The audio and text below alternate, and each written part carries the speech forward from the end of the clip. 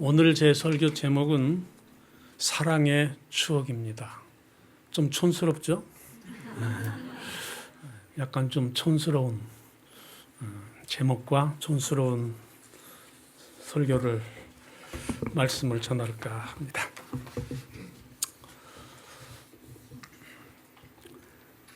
먼저 하나님 말씀 마가복음 12장 28절 말씀을 보겠습니다. 마가복음 12장 28절. 서기관 중 한 사람이 그들이 변론하는 것을 듣고 예수께서 잘 대답하신 줄을 알고 나와 묻되 모든 계명 중에 첫째가 무엇이니까? 예수께서 대답하시되 첫째는 이것이니 이스라엘아 들으라. 주 곧 우리 하나님은 유일한 주시라. 내 마음을 다하고 목숨을 다하고 뜻을 다하고 힘을 다하여 주 너희 하나님을 사랑하라 하신 것이요. 둘째는 이것이니 내 이웃을 내 자신과 같이 사랑하라 하신 것이라. 이보다 더 큰 계명이 없느니라. 유명한 말씀이죠. 우리 계명의 정신을 두 가지로 압축해서 예수님께서 말씀하신 유명한 절입니다. 요한일서 4장 8절을 보시겠습니다. 사랑하지 아니하는 자는 누구를 알지 못해요? 하나님을 알지 못하나니 이는 하나님은 사랑이십니다.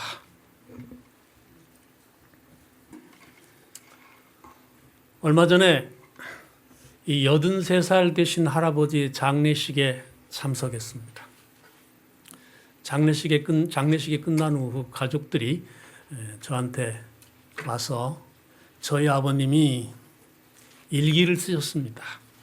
돌아가시기 직전까지 일기를 쓰셨는데 목사님 한번 읽어보시겠습니까? 그래요. 제가 좀 가져다 달라고 했습니다. 그 할아버지가 83세에 돌아가시기 직전까지 쓰신 일기를 제가 며칠분을 읽었습니다.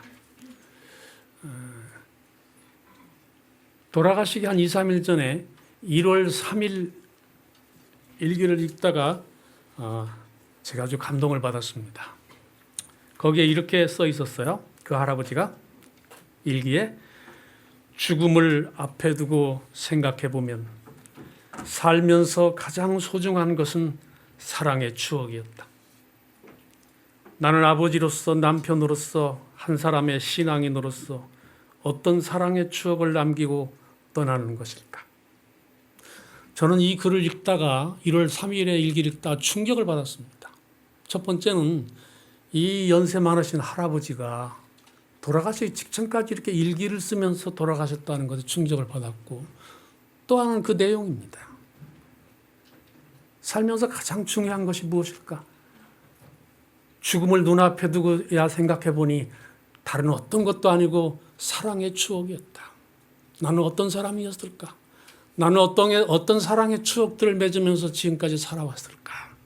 그 내용에 제가 또 충격을 받았어요. 오늘 설교 제목이 이 할아버지 일기에서 제가 따왔습니다.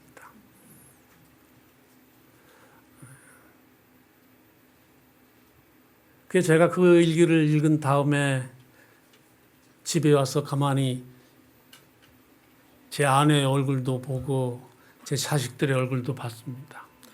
무슨 사랑의 추억이 있을까? 이 사람과 나와는. 그리고 저와 나와는 어떤 사랑의 추억이 있을까? 하늘까지 가서도 잊지 못할 그런 추억이 어떤 것이 있을까? 그런 생각을 하면서 갑자기 좀 가슴이 아프기도 하고 좀 쓸쓸해지는 그런 기분을 느꼈습니다.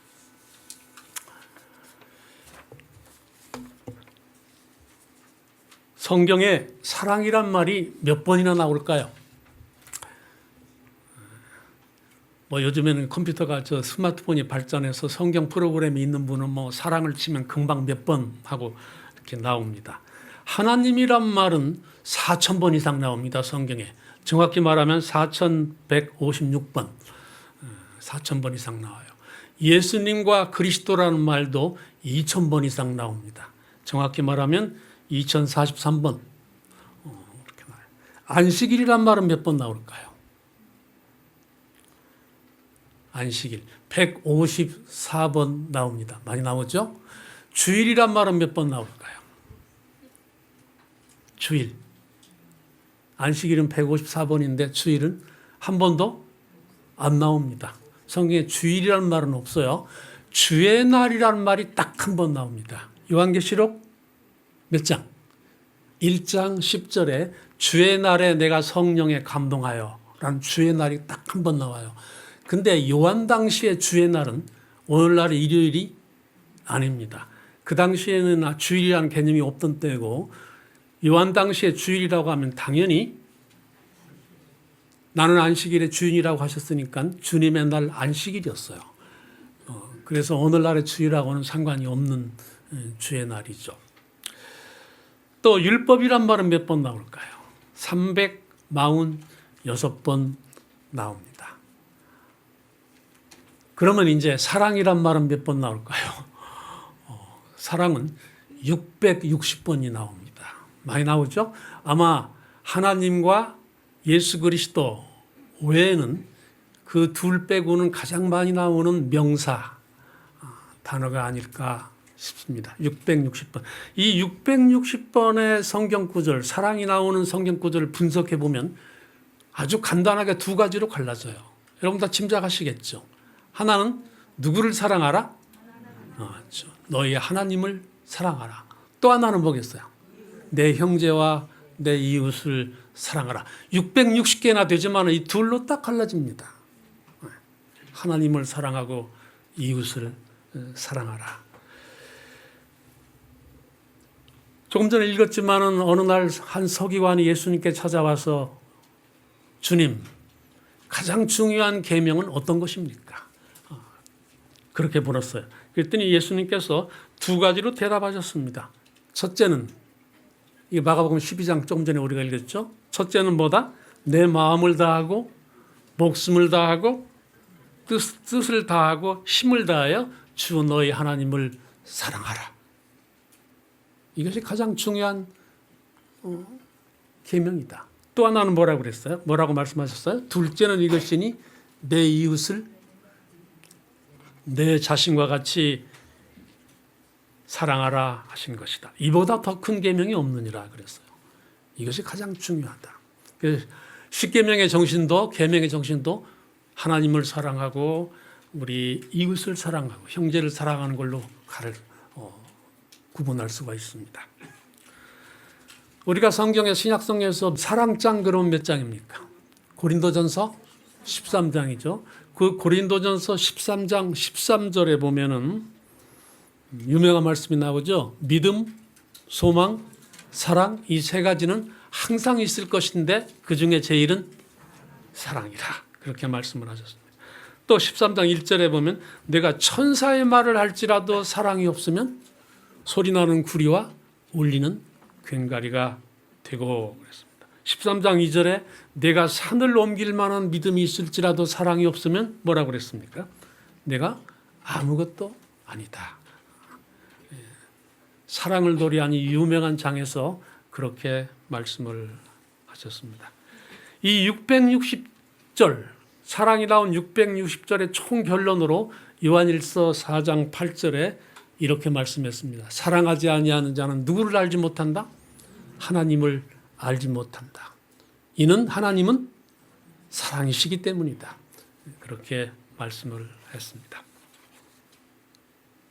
저도 이제 70대 후반이 되고 80을 바라보면서 제 일생을 돌아보면 잘못한 것이 많아요. 단점도 많고 미안한 것도 참 많죠. 그렇지만 또 열심히 노력하며 살아왔습니다. 하나님을 사랑하려고 애를 쓰고 제가 한 가장으로서 남편으로서 아버지로서 성실하게 살려고 평생 동안 노력을 했습니다. 또 그리스도인으로서 착하게 살려고 노력을 했죠. 그리스도인의 모든 의무를 신실하게 다하려고 노력을 했습니다. 예배 시간에는 한 번도 안 빠지려고 노력했고, 절제는 철저하게 절제 생활을 하려고 노력했고, 또 목회자로서는 엄격한 자기 관리를 해서 모범적인 삶을 살려고 최선을 다했습니다. 그러나 제가 지금 생각해 보면 그거 말고 정말 내가 이 성경의 핵심 기별 중에 하나인 사랑하면서 살아왔는가, 그렇게 저 자신한테 물어보면 제가 자신이 없어요. 하나님을 정말 내 마음을 다하고 뜻을 다하고 정성을 다해서 그렇게 사랑했는가? 하나님께서 네 사랑에 감동을 받으실 만큼 그런 사랑이 내 평생에 몇 번이나 있었는가? 내 이웃을, 내 가족을, 내 형제를 진심으로 사랑하고 살아왔는가? 그렇게 생각하면 후회도 많고 아쉬운 것도 많고, 자다가도 어떤 때는 벌떡 일어날 때가 있어요. 그때 내가 왜 그랬지? 그때 왜 그렇게 무심하게 대했지?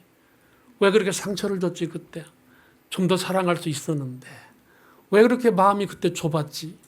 왜 하나밖에 몰랐지? 그런 생각. 자다가도 어떤 때 벌떡 일어나요.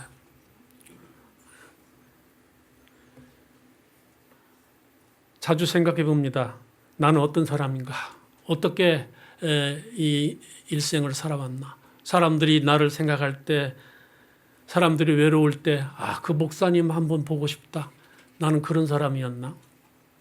또 사람들이 살면서 문득문득 떠오르는 얼굴, 나는 그런 얼굴이었나? 또 우리 젊은이들이 나도 좀 그 목사님처럼 되고 싶다. 내 삶은 그런 삶이었나? 청년들이 결혼을 눈앞에 두고 제일 먼저 주례를 부탁하고 싶은 그런 사람으로 내가 살았나? 또 제가 평생 동안 삼육대학에서 학생들을 가르쳤는데, 학생들이 나중에 결혼해서 자식들을 낳은 다음에 아이들한테 내가 대학 다닐 때 참 좋아하는 목사님이 한 분 계셨어. 그렇게 말할 수 있는 그런 사람이었나? 그렇게 생각하면 참 마음이 아플 때가 많아요. 좀 더 잘 살 수 있었는데, 좀 더 너그럽게, 좀 더 사랑을 주고 그렇게 살 수 있었는데. 그래서 제가 이제 제자들을 만나면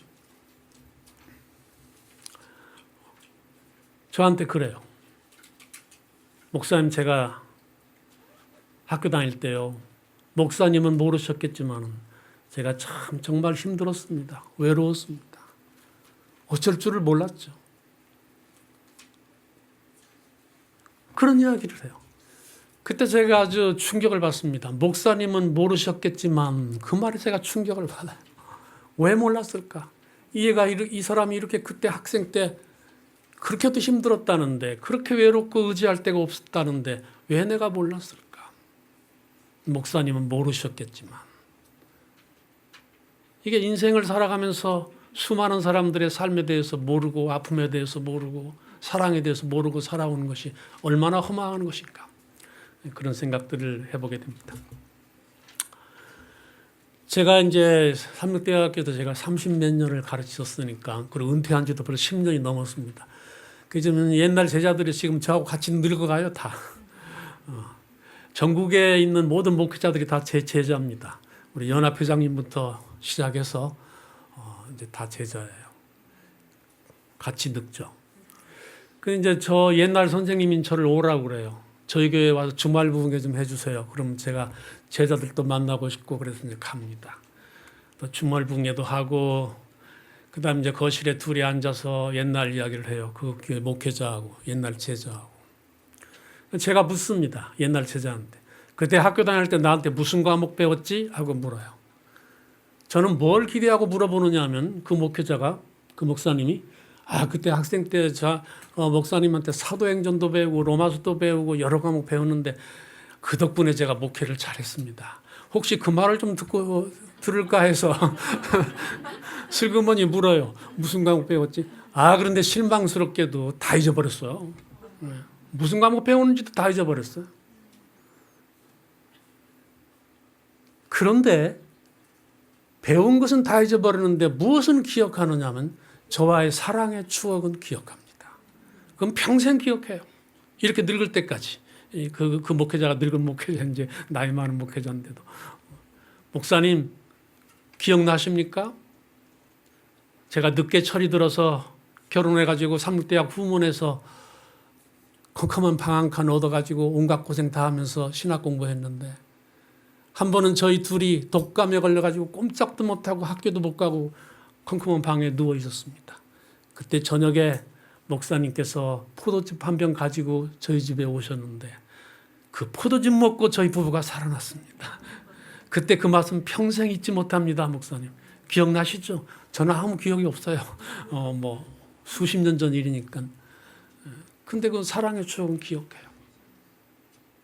제가 학교 돌아와서 다시 이제 수업 준비하면서 하루 종일 수업 준비하다가 가끔 탄식할 때가 있어요. 이렇게 열심히 준비하면 뭐하냐? 다 잊어버리는 거. 차라리 포도즙 한 병 가지고 돌아다니는 것이 훨씬 낫겠다. 사랑의 추억이 훨씬 나아요. 왜 그렇게 바쁩니까? 무엇이 그렇게 중요하다고? 가장 중요한 일은 어떨 때 젖혀놓고 쓸데없는 일에 바쁠 때가 많아요. 자식들하고 부인하고 남편하고 이웃하고 많은 사랑의 추억을 만들 수 있는 시간들이 분명히 있었는데 뭐 때문에 그렇게 바쁘게 살았지? 참 후회될 때가 많죠. 제가 어떤 교회에 가서 주말 봉회 하는데 그 담임 목사님이 사회하시면서 그렇게 말해요. 목사님이 제가 군대 간다고 학생 때 제가 군대 간다고 인사하러 갔더니 저에게 10,000원을 주셨습니다. 점심 사 먹으라 그래요. 저는 이게 학생들이 한 30-40명 1년이면 군대를 갑니다. 남자들이 신학과에 남자들이 많기 때문에. 그래서 저는 인사 와요. 며칠 후에 입대합니다, 목사님. 기도해 주세요. 그럼 제가 기도만 하고 보내기가 좀 그래서 제가 빳빳한 돈을 10,000원짜리를 몇십 개 모아놨다가 이제 기도 끝난 다음에 갈 때 10,000원씩 주었습니다. 이거 가지고 훈련소 갈 때 점심 사 먹어 10,000원씩 주었어요. 그 돈도 별로 안 들고 간단해요. 저는 그게 사랑을 주는 거라고 생각해 본 일은 없었습니다. 그냥 기도만 해주고 보내기가 미안해서 그렇게 했는데 그 목사님이 사회 보면서 말해요. 목사님께 10,000원을 받은 다음에 그 돈을 점심 사 먹을 수가 차마 없었습니다. 저는 그것이 목사님의 사랑이 담긴 돈이라고 생각했습니다. 그래서 제가 입대할 때 가지고 가는 성경 뒷장에다가 목사님이 주신 10,000원짜리를 붙여가지고 입대했습니다. 그리고 제가 2년 동안 군대 생활하면서 돈이 아쉬운 때가 많았지만 한 번도 성경 뒤에 있는 그 10,000원을 뜯을 생각은 안 했습니다. 그래. 제가 외로울 때마다 힘들 때마다 성경을 보다가 또 뒷장에 붙어있는 10,000원짜리로 보다가 삼육대학 생각도 하고 그러면서 2년 동안의 군대 생활을 보냈습니다. 그렇게 말을 해요. 제가 그때도 그 이야기를 듣고 마음속에 충격을 받았습니다. 그 간단한 것 때문에 그것을 사랑의 추억으로 저렇게 평생 간직하는 사람들이 내 주변에 그렇게도 많은데 나는 어떻게 살아왔나? 무엇에 그 많은 시간들을 보내며 살아왔나? 그런 생각을 나이 들면서 점점 하게 됩니다. 다시 처음으로 우리 돌아가 봅시다. 우리 사랑의 660개의 절을 분석해 보면 2가지라고 그랬습니다. 하나님께 대한 사랑과 사람과의 사랑입니다. 여러분 오늘 다시 한번 생각해 봅시다. 하나님과 나와는 어떤 사랑의 추억들이 있습니까? 우리가 신앙생활을 하면서 하나님께서는 이 감정이 있으신 분입니다, 여러분. 기계가 아니에요. 하나님께서 우신 일도 있어요. 그렇죠? 예수님께서 장례 그 상가에 가셔서 눈물을 흘리신 때도 있고 2렙돈을 성전문 앞에 연복궤에 넣는 가난한 과부의 2렙돈을 보시면서 가슴이 뭉클하고 깊은 감동을 받으시는 때도 있었습니다. 백부장의 믿음을 보고는 내가 이만한 믿음을 보지 못했다. 감동을 받으시고 또 그 나다니엘이 무화과나무 아래서 혼자 기도할 때 울면서 아무도 나를 보지 못한다 생각하고 외롭게 기도할 때 그 곁에 계셔서 그의 기도를 들어주신 분 아닙니까? 스데반이 순교할 때 보좌에 앉아 계실 수가 없으셔서 사도행전 7장 벌떡 일어나신 분 아닙니까? 제가 고린도전서 8장 3절을 읽다가 크게 깨달았습니다. 고린도전서 8장 3절, 누구든지 하나님을 사랑하면 그 사람은 하나님도 알아주시느니라. 그래서 알아주시는 하나님, 감정을 가지신 하나님, 눈물을 흘리시는 하나님, 그 하나님과 나 사이에 어떤 사랑의 추억이 있나? 하나님께서 내 사랑과 정성을 보시고 가슴이 뭉클하고 눈물을 흘리실 만한 그런 어떤 추억이 하나님과 나 사이에 있을까? 또 나는 하나님의 사랑과 은혜에 감사해서 눈물을 흘리고 하나님께 기도한 그런 사랑의 추억을 얼마나 많이 가지고 있는가. 그렇게 생각하면 참 마음이 아플 때가 많죠. 믿는다고 하면서도, 하나님이 살아계신다고 말은 하면서도, 교리는 정통하고 아는 것은 많아도 왜 그 사랑의 추억은 그렇게 인색한 것일까? 하나님 사이에, 하나님과 나 사이에, 나와 사람들 사이에 우리가 어떻게 하나님을 사랑할 수 있습니까? 하나님은 하나님이시고 나는 사람에 불과한데 어떻게 하나님을 사랑할 수 있을까요? 하나님께서 하나님을 사랑하는 간단한 방법을 우리에게 가르쳐 주셨습니다. 마태복음 25장 40절 뭐라고 되어 있어요? 지극히 작은 자 하나에게 한 것이 뭐라고 그랬어요? 곧 나에게 한 것이니라. 그렇게 말씀합니다. 지극히 작은 자 하나에게 베풀어진 우리의 정성과 사랑의 추억을 그대로 하나님께서는 사랑의 추억으로 간직하시는 것입니다. 지극히 작은 자는 누구입니까? 그 지극히 작은 자는 내 남편일 수도 있고 내 아내일 수도 있고 우리 시어머니일 수도 있고 내 며느리일 수도 있죠. 다 외로운 사람들이니까 다 지극히 작은 자죠. 그 지극히 작은 자에게 베풀었던 사랑의 추억들을 하나님께서는 하나님과 나 사이에 벌어진 사랑의 추억으로 그대로 간직하시는 것입니다. 그러니까 우리가 하나님을 사랑하는 것도 어렵지 않죠. 지극히 작은 자하고 맺은 사랑의 추억들이 하나님과 맺은 사랑의 추억인 것입니다. 우리 사랑과의 사랑의 추억은 어떻습니까? 우리 제일 먼저 사랑의 추억을 가져야 할 것들은 우리 가정이죠. 남편과 아내, 자식과 부모, 우리 남편과 아내 사이에는 어떤 사랑의 추억을 가지고 있습니까? 우리는 흔히 나는 신앙을 가지고 있으니까 좋은 남편이다, 좋은 아내다 그렇게 착각하기가 쉬운데 나는 정말 사랑의 추억을 간직할 만한 좋은 남편인지 아내인지 생각해 봐야 하겠습니다.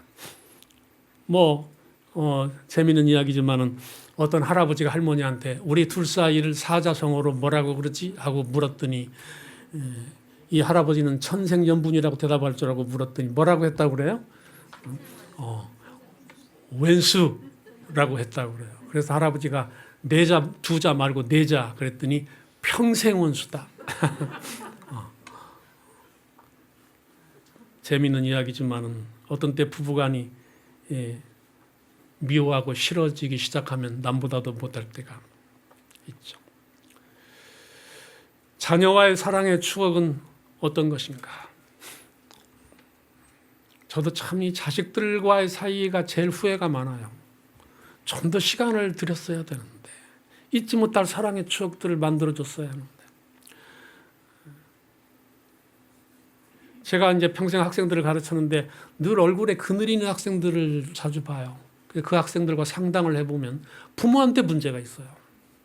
부모 사이가 좋지 못하거나 이 애들 앞에서 싸웠거나 집에 가기 싫어하고 오해방에 가서 자꾸 기도하고 집에 가기 싫어하고 얼굴에 그늘이 있어요. 그건 죄죠. 자식들한테 우리가 끼치는 죄입니다. 또 우리 부모님과 하는 어떤 사랑의 추억이 있습니까? 저 집 사람은 아들 둘에 며느리 둘, 손자 다섯, 몇 명 안 되지만은 하루라도 그 애들한테 전화가 안 오면 아주 힘이 없는 것 같아요. 손자한테 오거나 아들한테 오거나 며느리한테 오거나 이렇게 와야 그날 아주 명랑하고 얼굴이 밝고 힘이 있지. 이 하루라도 안 오면 어쩐지 좀 시들시들한 것 같아요. 여러분 우리 부모님한테 어떻게 사랑의 추억을 안겨드릴 수 있습니까?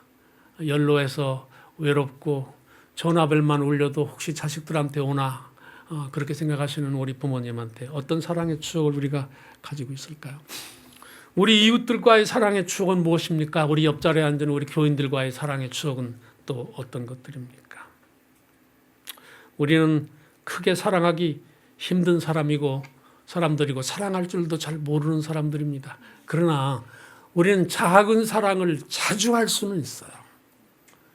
작은 친절의 말, 격려의 말, 신앙적인 격려의 말, 이 작은 것들은 우리가 자주 할 수 있죠.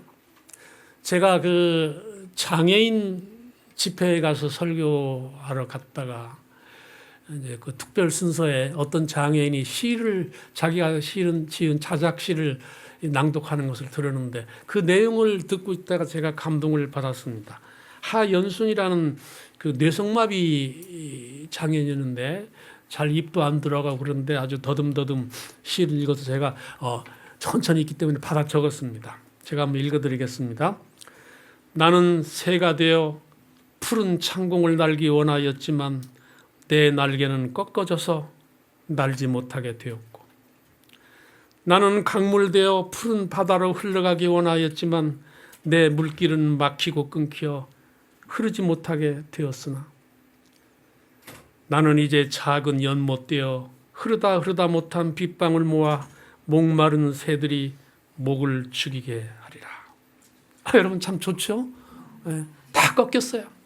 푸른 창공을 날아가고 싶은 것 꿈도 꺾이고 강물처럼 큰 바다로 흘러가고 싶은 그런 도도한 꿈도 다 꺾였습니다. 뇌성마비가 되면서부터. 남에게 줄 것도 없고 자기 자신도 초라하고, 그러나 이 시인은 마지막에 말하는 것입니다. 나는 작은 연못이라도 되어 흐르다 못한 빗물이라도 모아서 내 가슴에서 목마른 새들이 목을 죽이게 하리라. 참 아름다운 시여서 제가 적었습니다. 여러분 우리 주변에도 작은 새들이 많이 있습니다. 외로운 새들이죠.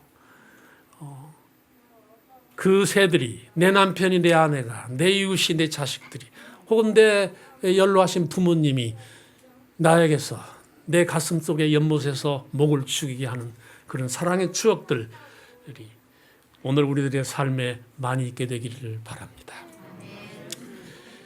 작은 사랑의 추억들을 여러분 자주 만들어 갑시다. 자주 웃고 자주 칭찬하고 자주 기도하고 자주 격려하고 자주 신앙적인 감동들을 나누면서, 큰 것은 못하지만 자주 할 수 있어요. 작은 것을 자주 할 수 있어요. 우리 한국 사람들은 언젠가 한번 내가 성공한 다음에 크게 웃으리라 그렇게 하지만 그것은 성공적인 삶이 아닙니다. 오늘 자주 웃는 거죠. 언젠가 크게 웃는 것보다는 오늘 자주 웃고 오늘 자주 눈물을 같이 흘려주고 오늘 자주 하는 것이 성공적인 삶입니다. 언젠가 한 번은 아니에요. 특별히 우리 그리스도인은 무엇보다 우리 하나님과의 사랑의 추억을 자주 만들어 봅시다. 자주 감사하고 자주 찬송하고 자주 기도하고,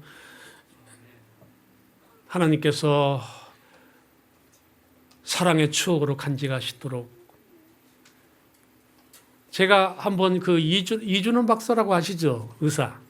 그 이준원 박사의 건강 강의를 들으니까 이준원 박사 이렇게 말해요. 우리가 손을 씻지 않습니까? 요즘에 하루에도 몇 번 씻는데 이준원 박사가 말하기를 손을 씻을 때 그냥 30초 씻으면 아무 말도 않고 씻으면 재미가 없으니까 노래를 부르면서 씻으면 좋다.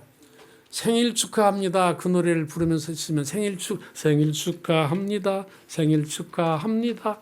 하고 부르면 그게 딱 20초 걸리는데 그 생일 축하 노래를 부르면서 손을 씻으면 심심하지 않고 좋다 그래요. 그래서 제가 그렇게 하다가 가만히 생각해 보니까 이 생일도 아닌데 생일 축하합니다 하기가 좀 민망해서 제가 가사를 바꿨습니다. 감사합니다 그렇게 바꿨어요. 주께 감사합니다 그걸로 바꿨어요. 그랬더니 한 번 씻을 때마다 감사합니다라는 말을 7번이나 8번 하게 돼요. 그러니까 하루에 3번쯤 씻는다고 하면 38에 24 몇 번입니까? 24번이나 감사한다고 하게 돼요. 여러분 어떻습니까? 안 하는 것보다는 훨씬 낫죠?